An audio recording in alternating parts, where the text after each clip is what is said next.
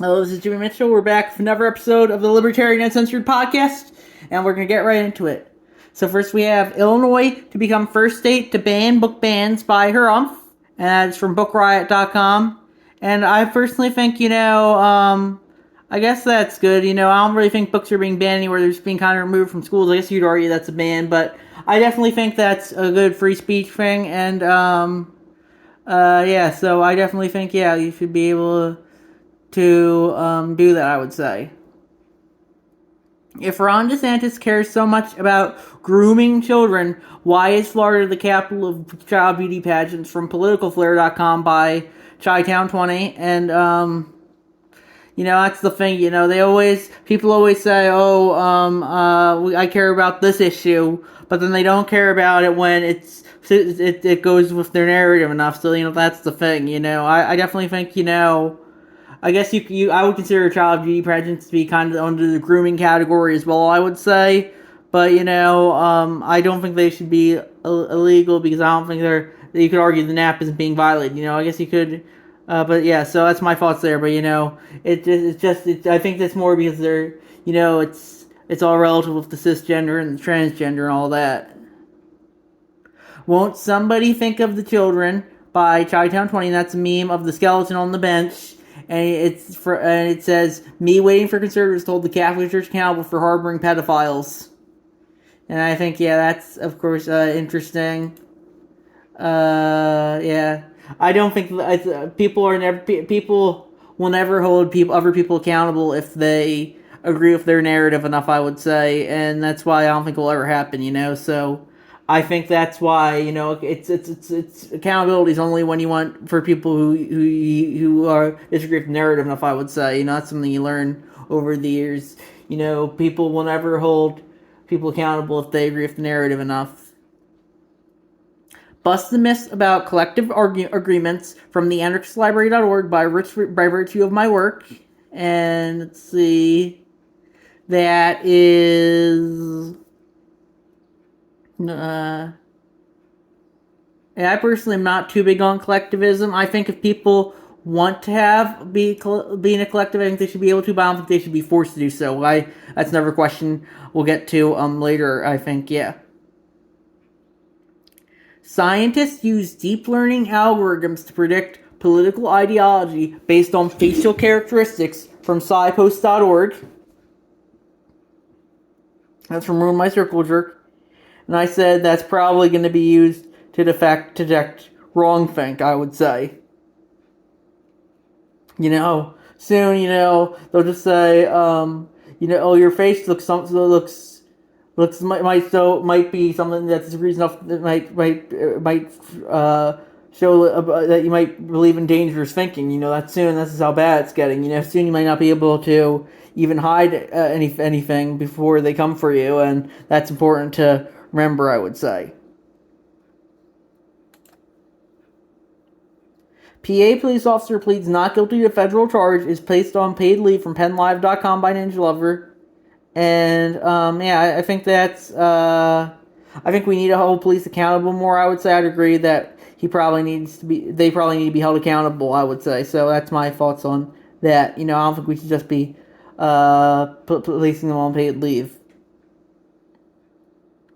Study finds that school choice expansion particularly benefits low-income public school students. From mber.org, and it's from Ruin My Circle Jerk. And, I personally am more support the school choice movement, I would say.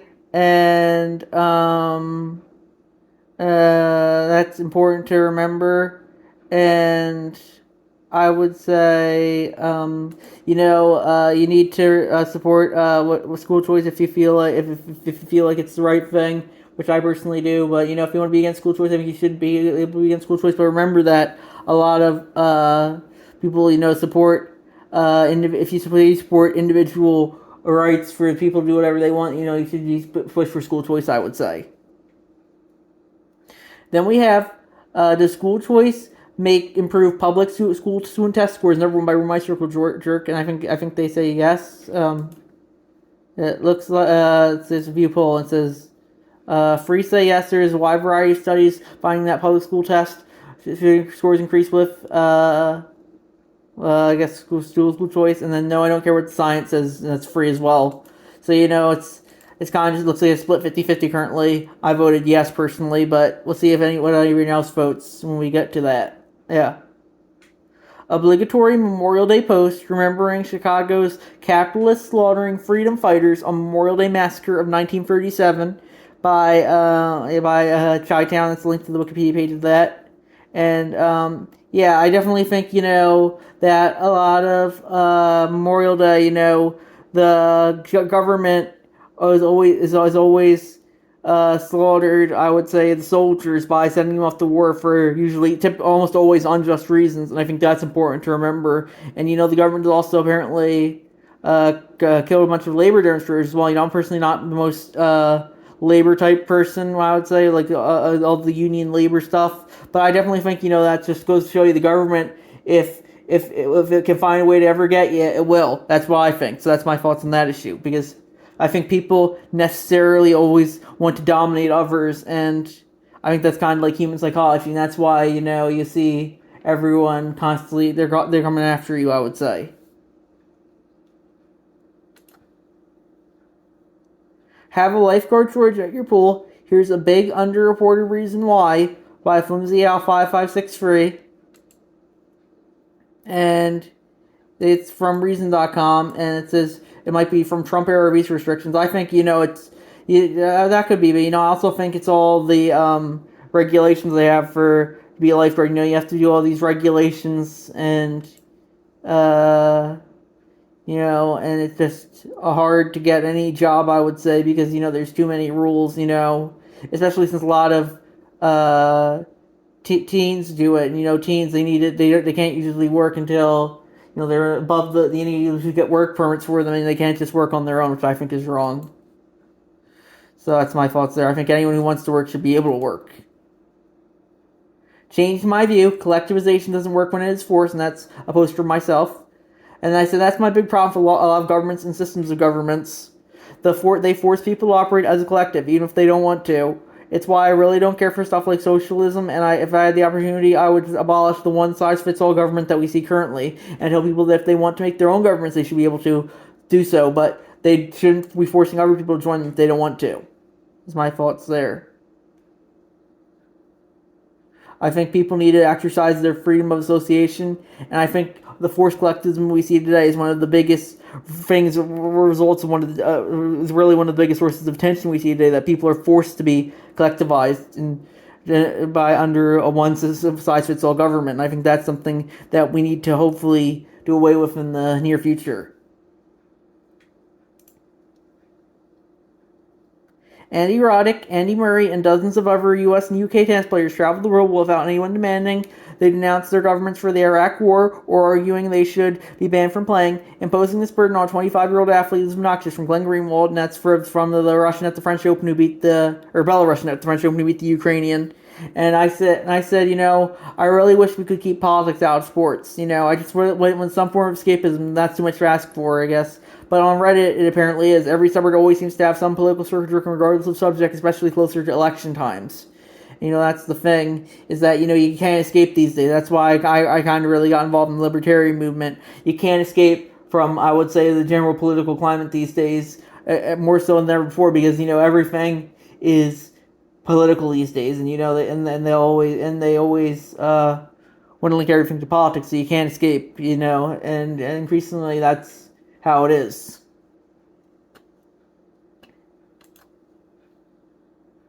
Texas passes sexual conduct bill. Drag artist fear will criminalize shows. Well, actually, skip to. This Uganda law is horrific and wrong. A tweet from Ted Cruz, and I posted that. And, I think that's kind of virtue signaling. I said, good for Ted, but I can't help but be reminded of the Michael Mouse quote, conservatism is progressivism driving the speed limit. The Republicans of today are the Dems of 10 years ago. I'm sure we'll see that pattern continue in the future. Because 10 years ago, the Dems were saying the Jays just want to get married. Now they say, we need trans women in women's sports and gender-affirming care for kids. So, that's the thing. Now Ted Cruz looks like he's defending the LGBTQ people, and, that's not something you typically associate with the right, or at least on social media, I would say. So that's my thoughts there, and, The thing is, and then one person in the comments said, "Oh, Raphael's a traitor through and through." And I've said, I think it's funny how people on the left call him Raphael when they make sure it's a big deal about referring to people using the names slash pronouns they want people to use. That's my thoughts there. Yeah. So that's the thing. I would say, they always say, "Oh, you need to use our brains for runs," but they're more than happy to not use names slash pronouns if they think if they deem you to be enemy in any, which means if you dissent at all. I would say.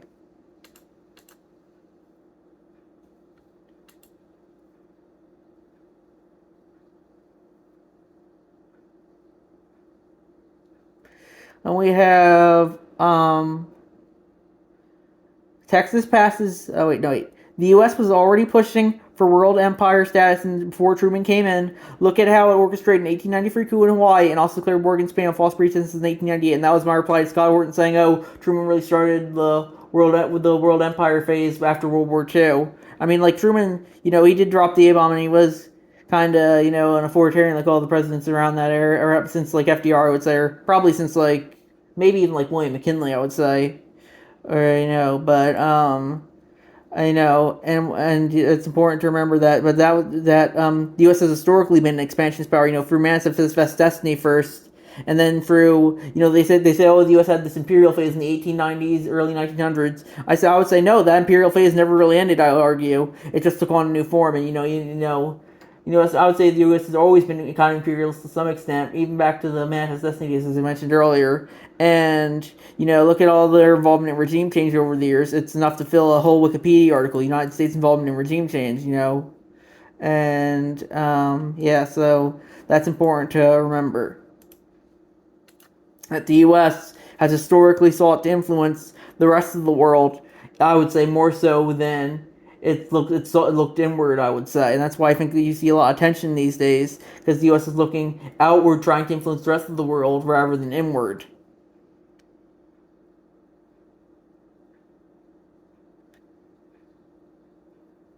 Biden last saw, no, Uganda's new anti-gay law calls for life in prison for those who are convicted from NPR.org by Harumph.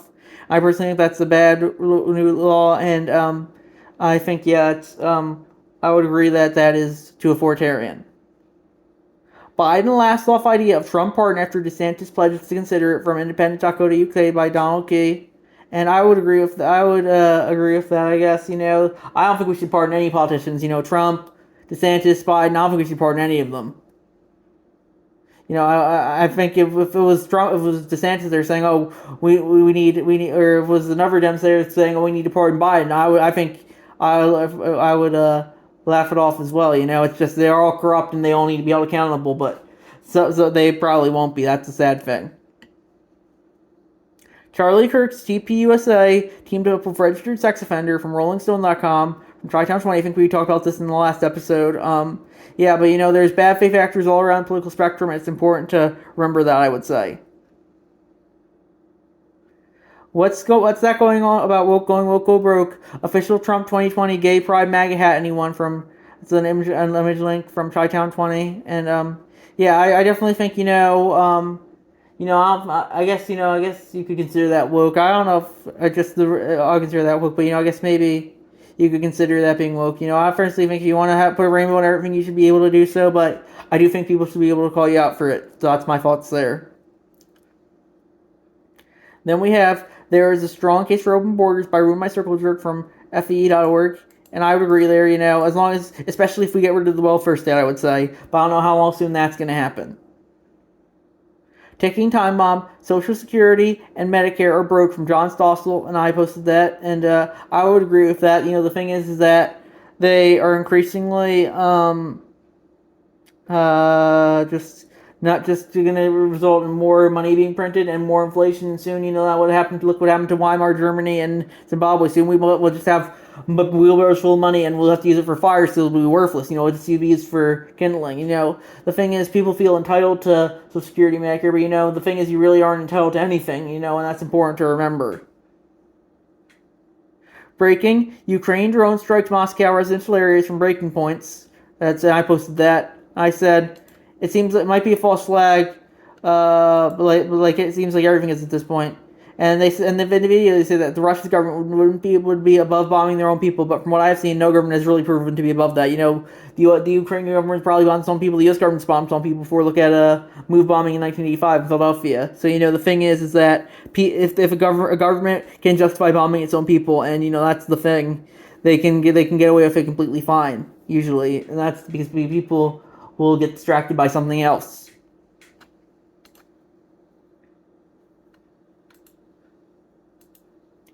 Then we have the rise of Latino white supremacy from the New Yorker. They just published that article today. And yeah, I would say I can't wait until they release the rise of black white supremacy in the foreseeable future. The LA Times kind of already dealt with Larry Elder, though, and him calling him the blackface white supremacy, And I would say anyone can be, and Will Power commented, wait until conservatives find out Latinos can be white. I would say anyone can be labeled as culturally white regardless of their skin color if they descend from the official DNC narrative enough. If you question the official DNC narrative, they'll say, oh, you're culturally white. It doesn't even matter if you're, you can be white supremacist regardless of your skin color these days, as long as you question the official narrative enough, I would say. USDA now asking people to register their vegetable gardens for a national database from the Free For All Project, and I posted that. I said, it really does seem like the U.S. wants a national database for everything, I definitely think, there's probably a reason for that. They want to track you every step of the way and see, and let you have no freedom whatsoever, and I think that's important to remember. It's freedom versus safety. They say, oh, we need to curb all freedoms for safety, and, I think that's not libertarian. I think we need to let people not to have their own things, not be forced to register them for national databases, I would say. Then we have Immigration Policy That Works, Committee for Economic Development from your state officer. And let's see what that is. Bring foreign born workers into high forward occupations through our economy. I think I would agree with that. Yeah, the thing is that, I think more people usually will result in the growth of our economy, especially if they do the jobs that manual labor jobs that other people usually don't want to do. So that's my thoughts there. That's why I'm usually pretty pro-immigration, I would say. So I think we're going to wrap it up there, and I'll see you guys in the next episode. Bye.